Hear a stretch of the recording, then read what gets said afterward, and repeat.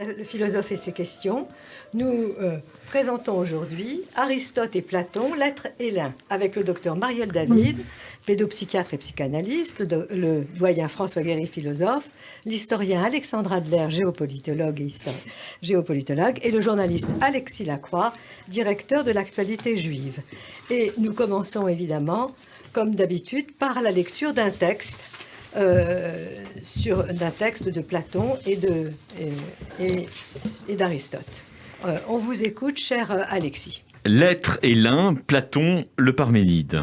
128. Je comprends, Parménide aurait observé Socrate. Ainsi toi, dans ton poème, tu affirmes que le tout est un. Et tu en donnes force belle preuve. Lui, Zénon, affirme l'inexistence du multiple, et de preuves, lui aussi fournit beau nombre et de belle taille. Quand le premier affirmant l'un, le second niant le multiple, vous parlez chacun de votre côté, à sembler ne rien dire de pareil. 130. Mais qu'on fasse ce que je disais tout à l'heure, que l'on commence par distinguer et mettre à part en leur réalité propre les formes telles que ressemblance, dissemblance, pluralité, qu'on les démontre ensuite capables entre soi de se mélanger et de se séparer. J'applaudirais à qui saurait nous montrer les mêmes oppositions s'entrelaçant en mille manières au sein des formes mêmes, et telles vous les avez poursuivies dans les objets visibles, telles nous les découvrir dans les objets qu'atteint le seul raisonnement. 132. Mais ô Parménide, voici qui me paraîtrait, à moi du moins, la meilleure explication. Que ces formes soient en permanence dans la réalité à titre de paradigme, que les choses leur ressemblent et en soient des copies, et que cette participation des choses leur ressemble et en soit des copies, et que cette participation des choses aux formes consiste en cela seul qu'elles en sont des images. Aristote, la métaphysique. La métaphysique tente d'élucider la question de l'être. La recherche la plus épineuse de toutes et pourtant la plus indispensable pour arriver à la vérité, c'est de savoir si l'être et l'un sont des substances des êtres et si tous les deux ne sont pas encore autre chose tout en restant celui-ci l'être et celui-là l'un. Ou bien ne faut-il pas étudier l'être et l'un en supposant qu'il y a sous les deux quelque autre nature qui leur sert de sujet ou de support. Il s'agit de savoir si l'être est simplement un prédicat qui se dit de réalités substantielles qui sont ce qu'elles sont, bœuf ou cheval, ou si l'être, comme tel, est une réalité substantielle, être, substrat de toute réalité. Cette question, agitée depuis si longtemps, agitée encore aujourd'hui, cette question toujours posée et toujours douteuse de la nature de l'être, revient à savoir ce qu'est la substance. Merci beaucoup, Alexis. Alors, vous voyez, n'est-ce pas, au fond, le philosophe et ses questions, là, deux philosophes, certaines questions à la vie longue. Donc, nous commençons par le commencement, n'est-ce pas? Le commencement qui est la moitié du tout, comme disait Aristote, c'est-à-dire par des questions métaphysiques, fondamentales, qui ont traversé toute l'histoire de la philosophie, en l'espèce, l'être et l'un. Alors, on les trouve chez les présocratiques, on les trouve chez Platon et Aristote, Platon vers l'un, Aristote vers l'être, dans la philosophie scolastique, à la Renaissance, Pic de la Mirandole a même écrit là-dessus, et évidemment chez Heidegger, n'est-ce pas, l'être et le néant, mais aussi, et j'espère que notre ami Marielle David nous en parlera, chez un ami psychanalyste, grand philosophe, Jacques-Alain Miller, qui a consacré récemment un séminaire à cette question. À quoi correspond cette idée? Bon, elle peut sembler au départ extrêmement abstraite, n'est-ce pas? L'être et l'un.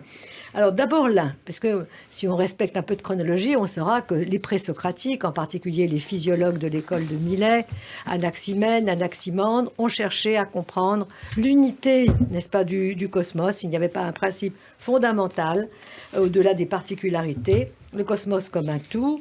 Pour les uns, c'était l'air, pour les autres, c'était l'eau, pour un troisième, c'était le feu. Mais au fond, l'un. Cette idée a été reprise par les pythagoriciens et évidemment, on va la retrouver chez Platon. Ensuite, l'être. Au fond, d'où vient cette question? Eh bien, de l'étonnement émerveillé devant le monde ou la création. Pourquoi quelque chose plutôt que rien? Et qu'est-ce que, au fond, l'être? Comme le dit Aristote, n'est-ce pas, il dit que la métaphysique, la philosophie, c'est la science de l'être en tant qu'être. C'est donc un problème pour lui fondamental de toute la philosophie. Et donc l'être, ce qui est réellement le fait d'exister, l'existence, n'est-ce pas, l'acte d'être, l'être et le vrai, enfin beaucoup de questions, nombreuses. Alors, peut-on penser l'un avec l'être? Et là, on commence par le texte. Ce texte est extrait du dialogue du Parménide. Platon poursuivra sa réflexion dans le Sophiste. Par la bouche de Socrate, eh bien, en défendant l'un, il discute la position de Parménide. C'est le fameux parricide du père Parménide qu'accomplit Platon. Que disait Parménide? Eh bien, il disait tout simplement que le tout est un, n'est-ce pas?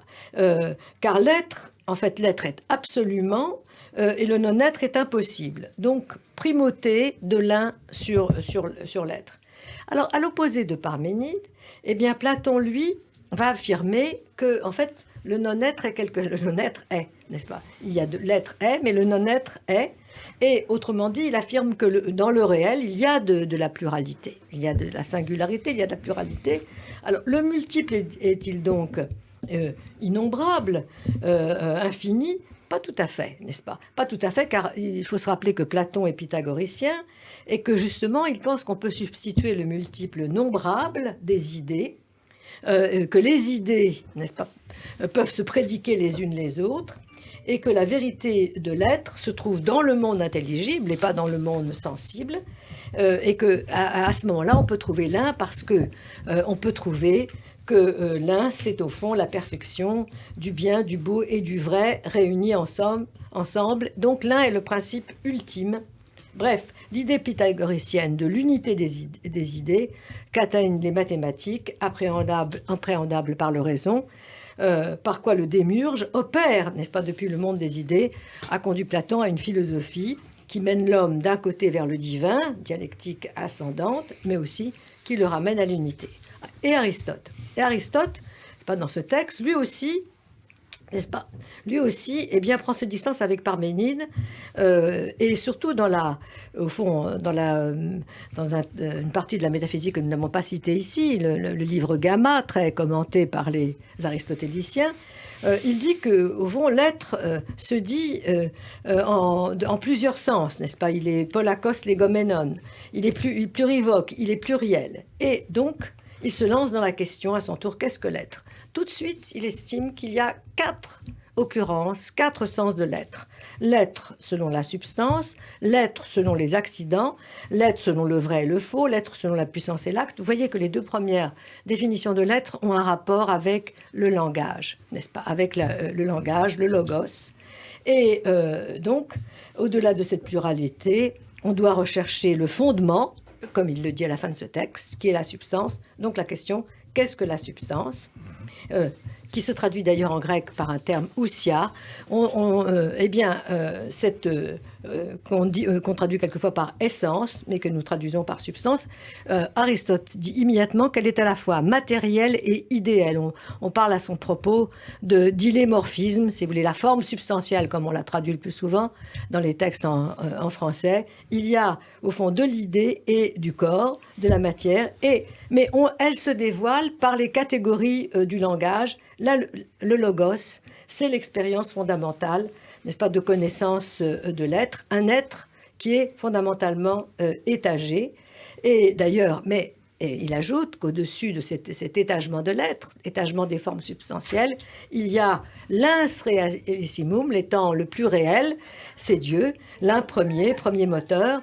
Et voilà pourquoi, à la Renaissance, après, au fond, ces professions de réflexion, Pic de la Mirandole se proposera de montrer qu'on peut accorder, n'est-ce pas, ces deux directions qui apparemment sont divergentes, et qu'on peut réconcilier la métaphysique aristotélicienne avec, au fond, l'idée de l'un que l'on trouve chez Platon, mais évidemment à une condition, n'est-ce pas, à une condition, c'est qui est de décaler un peu la problématique, c'est plus tout à fait la problématique de l'être et l'un, puisque en la déportant vers, au fond, la mise en rapport du fini et de l'infini, de l'être ou exactement de l'être et de l'étant, à partir du fini et de l'infini, et c'est-à-dire, au fond, le rapport entre la finitude, n'est-ce pas, des singularités, et l'infini, n'est-ce pas, de Dieu. Et donc, en fait, cette problématique de l'être et l'un a subi, et c'est ça on pourrait peut-être envisager également aujourd'hui, de nombreuses discussions, mais aussi des remaniements. Alors je me tourne d'abord vers Alexandre, s'il a fini de regarder son journal, pour lui poser la question, peut-on penser l'être comme unité, alors même, n'est-ce pas, que, en fait, aujourd'hui, je ne dirais pas qu'on revient à Aristote, mais nous venons d'apprendre, grâce au prix Nobel de physique, que la physique quantique, c'est-à-dire à l'échelle microscopique, ne fonctionne pas du tout, n'est-ce pas, comme la physique à notre échelle. Et donc, au fond, qu'il y a des étangs qui ne fonctionnent pas de la même façon. Est-ce qu'on peut penser l'être comme unité? Voilà, aujourd'hui. Première question, Alexandre. Oui, la réponse est déjà là. En fait, depuis Max Planck, déjà lui, et ensuite, bien entendu, les découvertes einsteiniennes, on sait qu'il y a des étagements dans la réalité et que, par exemple, des notions comme celle de vitesse, la vitesse de la lumière qui est une constante, mais les autres sont en fait redistribuées selon la microphysique ou la macrophysique. Donc, qu'effectivement, il y a des frontières intérieures à l'être. Est-ce que c'est une hiérarchie? Est-ce que c'est une hiérarchie? Alors, une hiérarchie, c'est peut-être beaucoup dire, mais on a essayé effectivement de penser que le caractère aléatoire de la microphysique pouvait avoir une traduction dans les sciences humaines, par exemple, qu'il y a effectivement de l'incertitude, que ce principe d'incertitude pourrait être élargi. Et évidemment, on a joué ici sur le langage, et ce n'est pas illégitime. Mais en tout cas, disons qu'aujourd'hui, on a fini avec les belles certitudes newtoniennes qui donnaient donc un monde univoque, uniforme, totalité, complet, etc. Et donc, de même, on a découvert que les galaxies sont très nombreuses. Elles sont pas innombrables, mais on arrive à peu près à des chiffres millionièmes, mais on arrive à des chiffres finis.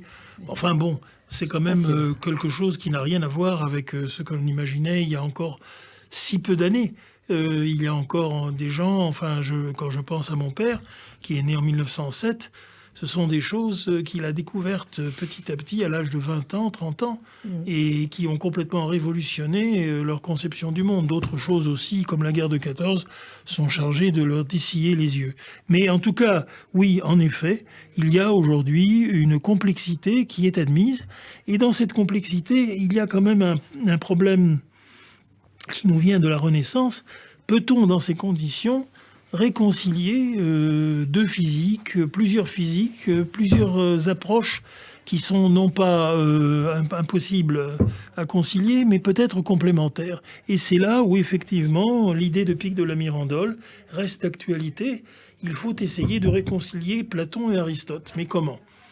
Alors, en fait, je pense que pour Pic de la Mirandole, comme pour tous les siens, l'idée de la réconciliation se fait sous l'hégémonie du platonisme, c'est-à-dire en fait des idées pythagoriciennes, c'est-à-dire du primat des mathématiques et du primat de la pensée abstraite, mais elle doit aussi laisser sa place à ce qu'Aristote appelait la dialectique des distincts, et qui d'ailleurs avait énormément frappé Benedetto Croce, dont je ne comprenais absolument pas mais son histoire des dialectiques des distincts, qui était également quelque chose qui avait beaucoup frappé Althusser d'ailleurs. Et alors on essayait de comprendre ce que Croce voulait dire. En fait, c'est tout simplement cela. C'est comment Aristote peut être conciliable, parce que Aristote, c'est la pensée de la biologie, c'est la pensée du divers, c'est la pensée du non-réductible, de l'irréductible. Et donc, il y a un moment où ces deux pensées, au lieu de s'opposer l'une à l'autre, comme elles l'ont fait dans l'Antiquité, bien sûr, avec doivent trouver une réconciliation, une réconciliation non rhétorique. Oui. Alors, c'est aussi le dernier point, c'est qu'en effet, chez Cicéron, qui était un maître de l'éloquence, tout ça trouvait une espèce de réconciliation dans la rhétorique, dans l'Étusculane, par exemple, qui est sa grande synthèse latine de toute la philosophie grecque, il essaie cela. Mais en même temps, cette conciliation est une conciliation dans les mots. Ce n'est pas encore la conciliation dans les concepts. Des concepts, de deux métaphysiques. François, à mon tour, à votre tour plus exactement, comment comprenez-vous ces deux questions de l'être et de l'un? Qu'est-ce que vous diriez, ou du texte, qu'est-ce que vous en pensez, François? Je les comprends à partir d'un élément qui cadre avec tout ce qu'on vient de dire, d'un élément esthétique. Je pense que la pensée grecque, comme d'ailleurs aussi la pensée juive, éprouve une espèce d'écœurement envers le changeant. Parce que le changeant, c'est aussi la dégradation. Dans le Qoélète, un texte que je trouve très puissant, il est dit « vanité des vanités » et on appelle « Evel Avalim », je parle pas hébreu. Il y a aussi l'idée que les choses sont comme une buée. Kol hanefesh. Une buée, oui, c'est ça. Bon, je ne connais pas ces langues. Une buée. Alors, on retrouve quelque chose, évidemment, non seulement dans le platonisme, mais dans les pensées qu'il examine ici, celle de Parménide et celle de Zénon, qui s'attaquent carrément à la multiplicité, en disant qu'au fond, si quelque chose était divers et multiple, et constamment changeant, il ne serait rien. Donc, on affirme l'un, par opposition à cette diversité, comment dire, lorsqu'on change, on est deux, trois, etc. Bien. Donc ils affirment l'un. Alors je pense qu'il y a une dimension théologique qui a été d'ailleurs à l'évidence reprise par Plotin, etc. Et puis Hegel a repris tout ça dans sa logique en particulier.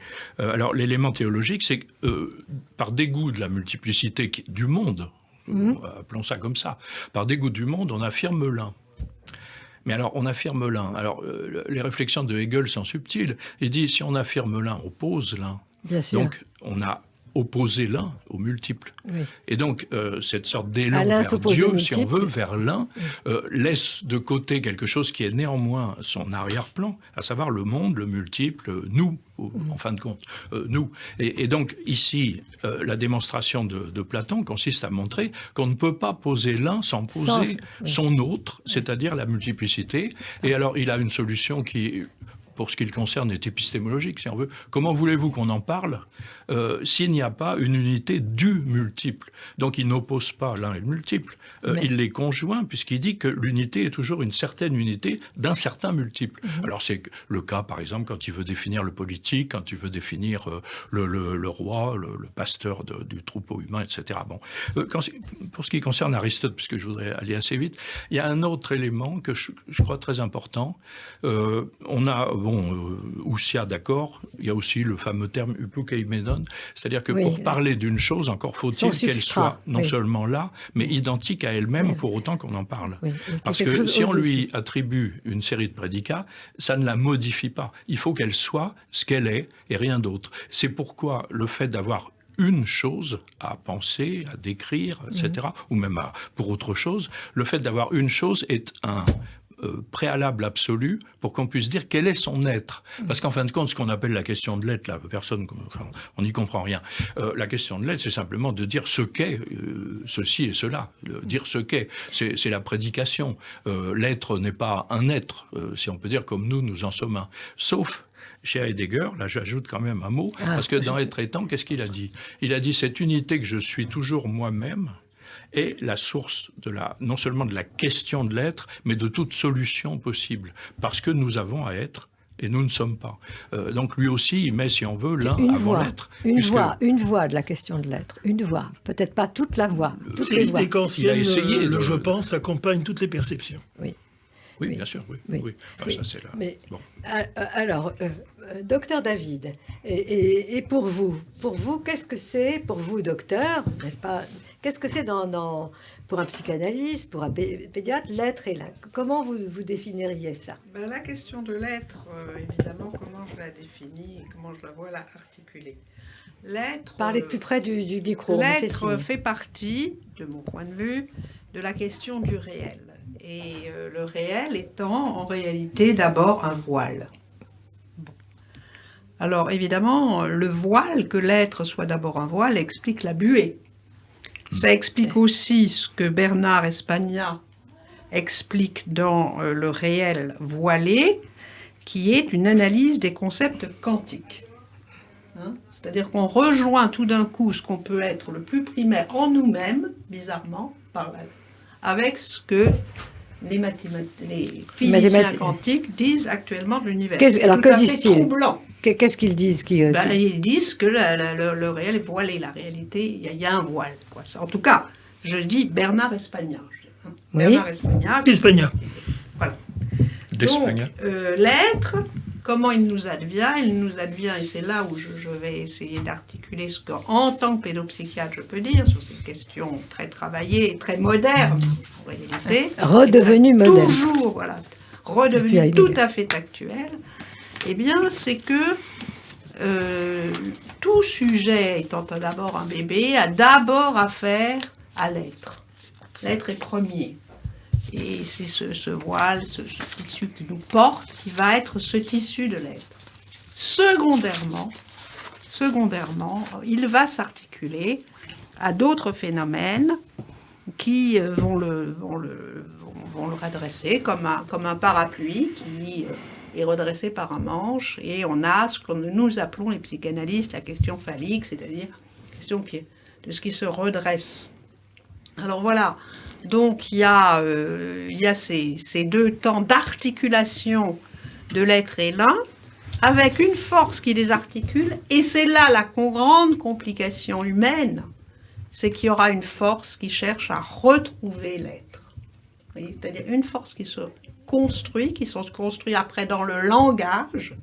Ça, c'est évidemment très important. Et si on prend par exemple ce terme de tissage, on voit que Platon, dans le politique, nous dit déjà qu'il faut concevoir comme un tissage, faute de mieux. Autrement dit, il perçoit bien qu'il y a une autre manière de penser, qui va être celle que nous dit là Aristote, qui est passionnante, qui est la question de la substance, mais que lui, faute de mieux, il utilise simplement une métaphore, mais qui a un au-delà, il le perçoit, et c'est celui qui va qui va poursuivre la philosophie, qui la met en avant. Merci beaucoup, chère Marielle. Alexis, est-ce que ce débat, Marielle vient de dire qu'il est moderne, très moderne, est-ce qu'il a une actualité ? Est-ce qu'on pourrait discuter dans d'autres radios que celles qui nous consacrent une place pour la philosophie et même des questions métaphysiques ? Est-ce qu'il a une actualité pour vous ? Je pense qu'il résonne, disons, particulièrement dans notre monde contemporain.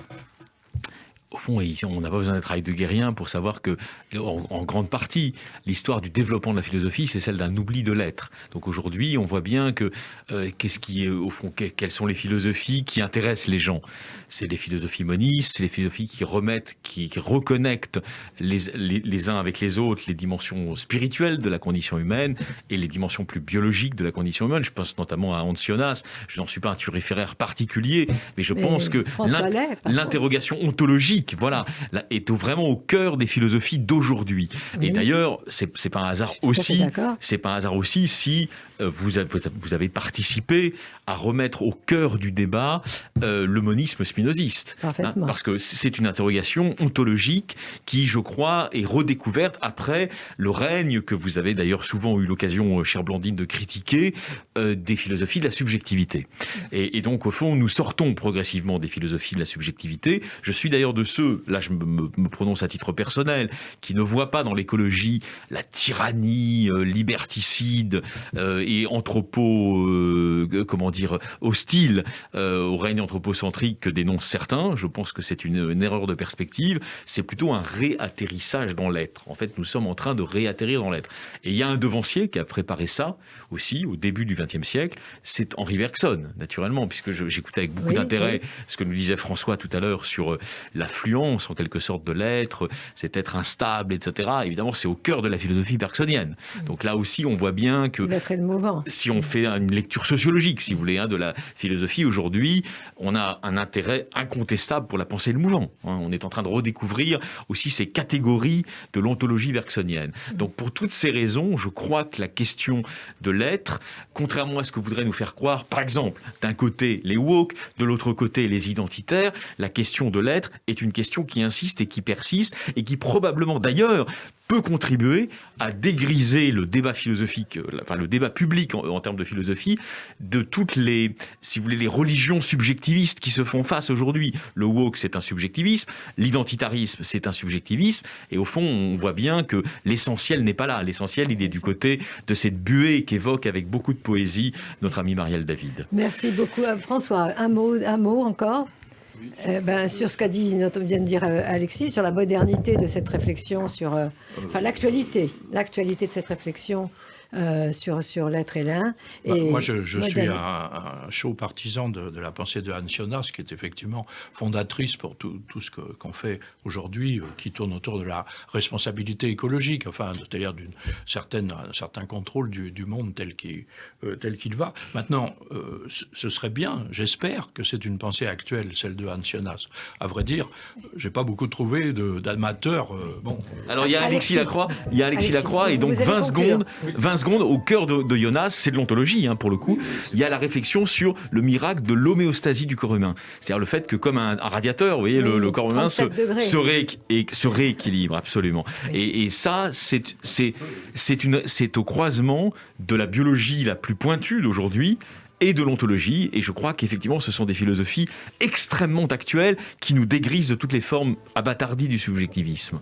Bon, mais écoutez, je vous remercie tous, n'est-ce pas, de ces éclairages divers, et donc à bientôt. Nous continuerons sur Aristote. Si vous voulez bien m'écouter une seconde, François, je dis que nous continuerons sur Aristote la prochaine fois en parlant de sa logique, et de sa rhétorique et de sa logique. Voilà. Merci.